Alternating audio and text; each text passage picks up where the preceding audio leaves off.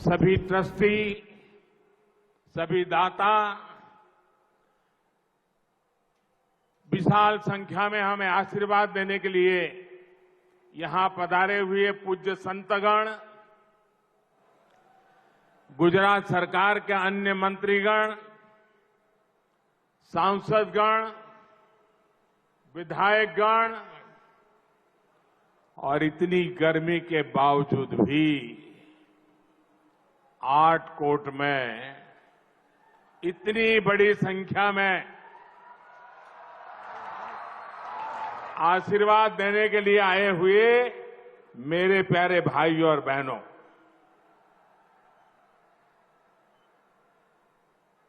मुझे खुशी है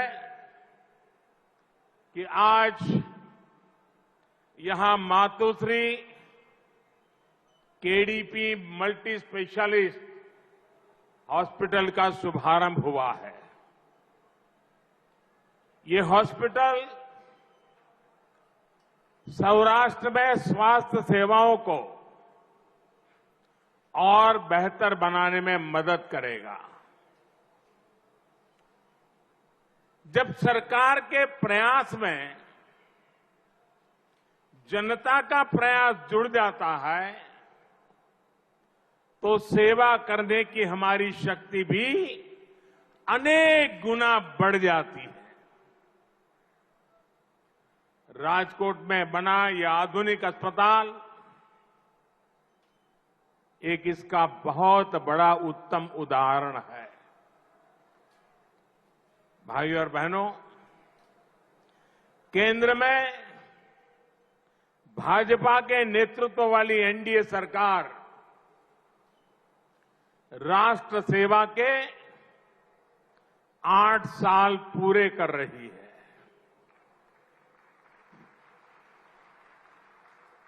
8 વર્ષ પહેલા તમે બધા મને વિદાય આપી હતી,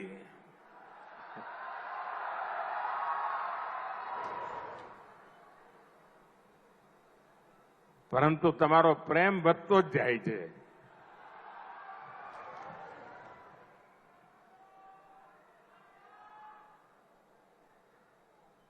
आज जब गुजरात की धरती पर आया हूं तो मैं सर झुका करके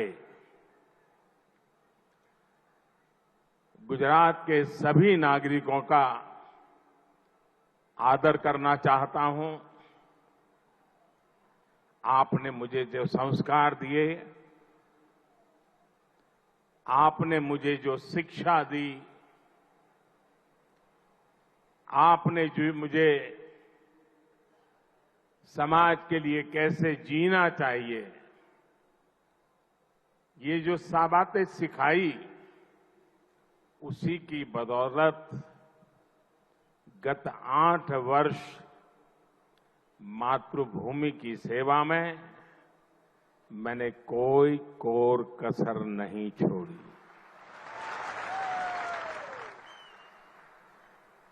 ये आप ही के संस्कार है, इस मिट्टी के संस्कार है। पूज्य बापू और सरदार वल्लभ भाई पटेल की इस पवित्र धरती के संस्कार है कि 8 साल में गलती से भी ऐसा कुछ नहीं होने दिया है, न ऐसा कुछ किया है जिसके कारण आपको या देश के किसी नागरिक को अपना सर झुकाना पड़े। इन वर्षों में हमने गरीब की सेवा, सुशासन और गरीब कल्याण को सर्वोच्च प्राथमिकता दी है।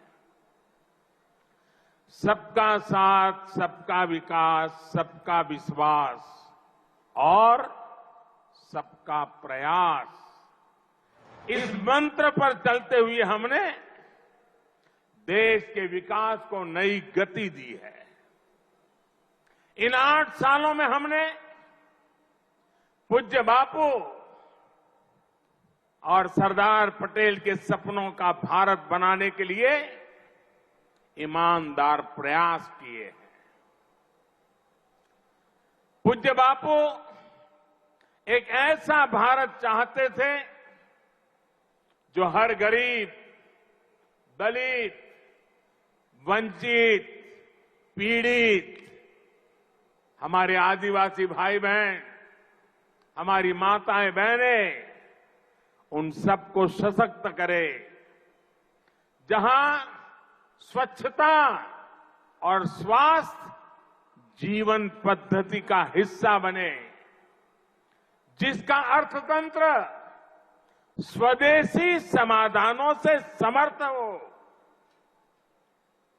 साथियों, 3 करोड़ से अधिक गरीबों को पक्के घर, 10 करोड़ से अधिक परिवारों को खुले में शौच से मुक्ति, 9 करोड़ से अधिक गरीब बहनों को धुएं से मुक्ति, 2.5 करोड़ से अधिक गरीब परिवारों को बिजली कनेक्शन, 6 करोड़ से अधिक परिवारों को नल से जल, 50 करोड़ से अधिक भारतीयों को 5 लाख रुपए तक मुफ्त इलाज की सुविधा।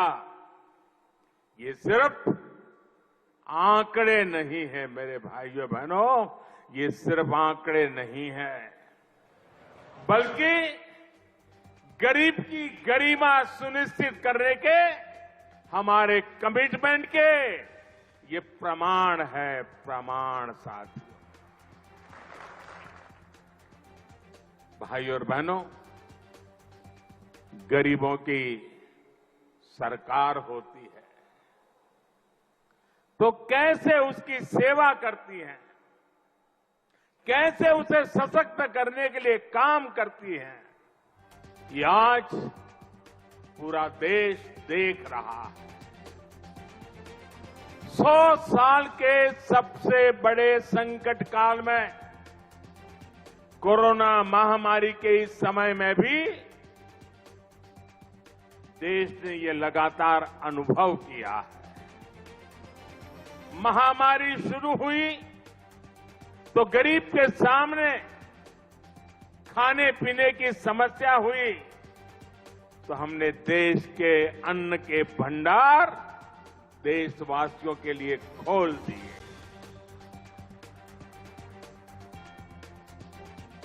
हमारी माताओं बहनों को सम्मान से जीने के लिए जनधन बैंक खाते में सीधे पैसे जमा किए, किसानों और मजदूरों के बैंक खाते में पैसे जमा किए, हमने मुफ्त गैस सिलेंडरों की भी व्यवस्था की ताकि गरीब के घर की रसोई चलती रहे, उसका घर का चूल्हा कभी बुझ न पाए। जब इलाज की चुनौती बढ़ी तो हमने टेस्टिंग से लेकर ट्रीटमेंट की सुविधाओं को गरीब के लिए सुलभ कर दिया।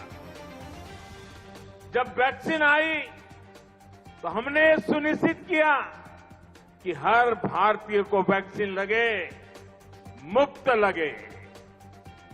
તમારા બધાના વેક્સિન લાગ્યા છે ને? ટીકાકરણ થઈ ગયું છે ને?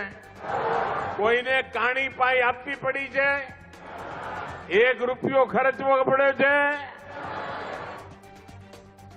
भाइयों बहनों, एक तरफ कोरोना का ये विकट समय, वैश्विक महामारी, और आजकल तो आप देख रहे हैं युद्ध भी चल रहा है। टीवी पर आधा समय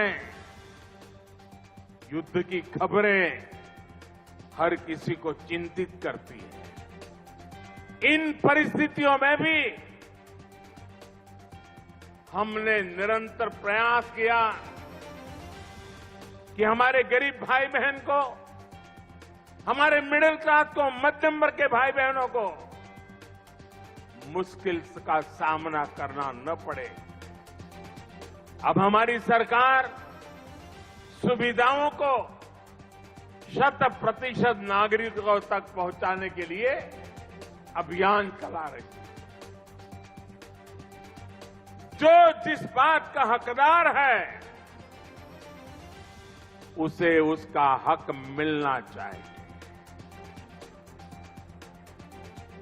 जब हर नागरिक तक सुविधाएं पहुंचने का लक्ष्य होता है तो भेदभाव भी खत्म होता है, भ्रष्टाचार की गुंजाइश भी नहीं रहती, न भाई भतीजावाद रहता है, न जात पात का भेद रहता है। इसलिए हमारी सरकार मूलभूत सुविधाओं से जुड़ी योजनाओं को सैचुरेशन तक 100% तक पहुंचाने में जी जान से जुटी हुई है। राज्य सरकारों को भी हम लगातार इस काम के लिए प्रेरित कर रहे हैं, सहायता कर रहे हैं। हमारा ये प्रयास देश के गरीब को, देश के मध्यम वर्ग को सशक्त करेगा, उनका जीवन और आसान बनाएगा। અને આજે જ્યારે અહીંયા જસદણમાં પહેલું સુપર સ્પેશિયાલિટી अस्पताल અને આટકોટમાં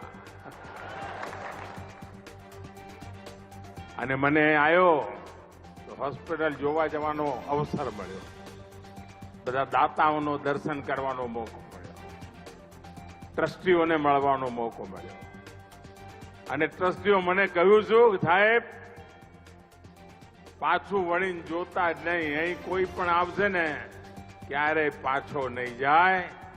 આ ટ્રસ્ટીઓના શબ્દો, એમની ભાવના, અનેક આધુનિક હોસ્પિટલ આપણા ઘર આંગણે, હું ભરતભાઈ બોગરાને, પટેલ સેવા સમાજના સૌ સાથીઓને જેટલા અભિનંદન આપું એટલા ઓછા છે। પટેલ સેવા સમાજે સમર્પિત ભાવથી આજે જે એક મોટું કામ કર્યું છે એના માટે આપ સૌ અભિનંદનના અધિકારી છો અને આમાંથી પ્રેરણા લઈને અનેક લોકો સમાજ માટે કંઈ ને કંઈ કરવાની ઈચ્છા રાખશે। સામાન્ય રીતે કોઈ કારખાનાનું ઉદ્ઘાટન કરવા ગયા હોઈએ,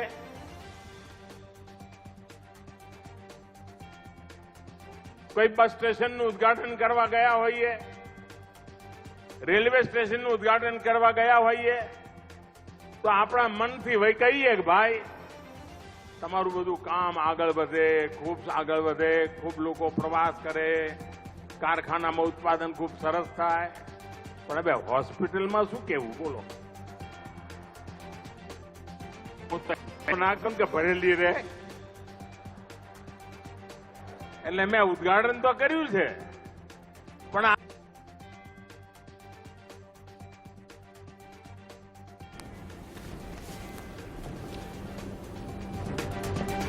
तो प्रधानमंत्री नरेंद्र मोदी को आप सुन रहे थे, सीधे राजकोट से रैली को संबोधित पीएम मोदी की तरफ से किया जा रहा था। उन्होंने जिक्र किया कोविड का कि किस तरह से जब महामारी ने देश में दस्तक दी तो भारतीय जनता पार्टी की तरफ से किस तरह सभी वर्ग के लोगों की, गरीबों की मदद की गई, देश की सेवा करने में कसर नहीं छोड़ी हमारी पार्टी ने। पीएम मोदी ने कहा देश के विकास को नई गति देने का काम किया जा रहा है लगातार। राष्ट्र सेवा के 8 साल पूरे हो चुके हैं, चूंकि आपको बता दें कि 8 साल पूरे हो चुके हैं। आवू काम आ होस्पिटल में थवानुं छे।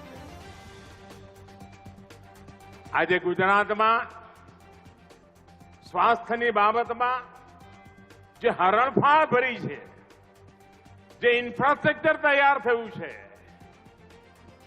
जे स्तर पर काम करवामां आवी रह्युं छे, भूपेन्द्रभाई ने एमनी पूरी टीम ने हृदयथी अनेक अनेक अभिनंदन आपું છું। અને આનો લાભ ગુજરાતને ખૂણે ખૂણે સામાન્યમાં સામાન્ય માનવીને પણ મળવાનો છે। અને આજે અમારું રાજકોટ તો જગ્યા એવી કે આજુબાજુના 3-4 જિલ્લાને એમ લાગે કે અમારું પાસે જ છે. બધા થવડા નીકળ્યા કે અડધા પોણા કલાક 2 કલાકમાં પહોંચ્યા ભેગા છીએ. આપ તો જાણો છો હવે આપણા ત્યાં રાજકોટમાં ગુજરાતને જે એમ્સ મળી છે એનું કામ રાજકોટમાં તેજ ગતિથી ચાલી રહ્યું છે. થોડા દિવસ પહેલા હું જામનગર આવ્યો હતો અને જામનગરમાં વિશ્વનું ટ્રેડિશનલ મેડિસિનનું મોટું સેન્ટર WHO દ્વારા આપણે જામનગરમાં એનો શિલાન્યાસ કર્યો છે. આ બાજુ જામનગરમાં આયુર્વેદ, અહીંયા રાજકોટમાં મારું એમ્સ અને હવે અમારું આમાં આટકોટમાં. આ બાપુડી વધ પડી ગયો તમારે તો.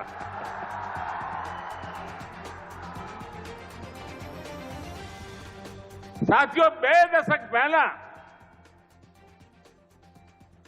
ત્યારે આપણા ગુજરાતમાં માત્ર ને માત્ર 9 મેડિકલ કોલેજો હતી.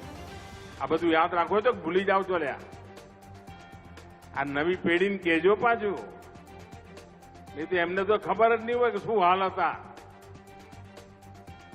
માત્ર 9 મેડિકલ કોલેજો અને ડોક્ટર બનવાની ઈચ્છા કેટલા બધાની હોય ત્યારે માંડ 1100 બેઠકો હતી જેમાંથી ડોક્ટર માટે ભણી શકે. આવડું મોટું ગુજરાત 2001 પહેલા 1100 બેઠક. અને તમને જાણીને આનંદ થશે ભાઈઓ કે આજે સરકારી અને પ્રાઇવેટ મેડિકલ કોલેજો મળીને 30 મેડિકલ કોલેજ એકલા ગુજરાતમાં છે. અને એટલું જ નહીં, ગુજરાતમાં પણ અને દેશમાં પણ દરેક જિલ્લામાં એક મેડિકલ કોલેજ બનાવવાની ઈચ્છા છે. MBBS અને PG એની મેડિકલ સીટો એક જમાનામાં 1100, આજે 8000 સીટો છે. 8000. ભાઈઓ બહેનો, અને એમાં પાછું આપણે નવી હિંમત કરી છે. તમે મને કહો, ગરીબ મા બાપને પણ દીકરો કે દીકરી ડોક્ટર બને એવી ઈચ્છા થાય કે ના થાય? જરા કહો તો ખબર પડે. થાય કે ના થાય? થાય કે ના થાય? પણ હવે એને પેલો પૂછે કે તમે અંગ્રેજી માધ્યમમાં ભણ્યા હતા કે ગુજરાતી માધ્યમમાં? હવે તમે અંગ્રેજી માધ્યમમાં ભણ્યા હો તો ડોક્ટર બનવાનો દરવાજો ખુલે. તમે ગુજરાતી માધ્યમમાં ભણ્યા હો તો તમે ડોક્ટરનો દરવાજો બંધ. હવે આ અન્યાય છે કે નહીં? અન્યાય છે કે નહીં ભાઈ? આપણે નિયમ બદલ્યો અને નક્કી કર્યું કે ડોક્ટર થવું હોય, એન્જિનિયર થવું હોય